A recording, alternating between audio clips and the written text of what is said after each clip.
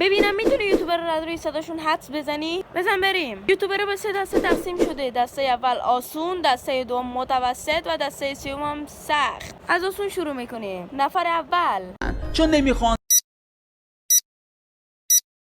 فرش دنیل. خب اگه تونستی سابسکرایب کن. نفر دوم سابسکرایب فرموشتون نشه. ممرزا. اگه اینم تونستی لایکو بزن. نفر سوم آخر ویدیو با من همراه باشید. داداشم میلاد وانستی. حالا میرسیم به دسته متوسط. نفر چهارم نهایتا میشه یه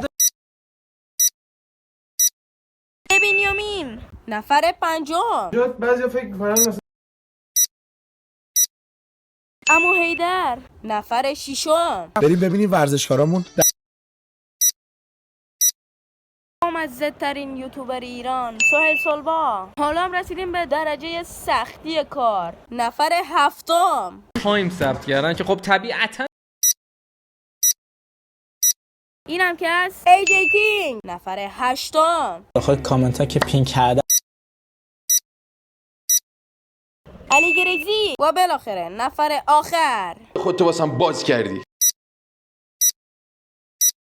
قبل اینکه نفر آخر رو بگم قول بده که کانالمو سابسکرایب کنی. کسی نبود جز مهدی جهان. در کل چند تا شو تونستی توی کامنت ها بنویس.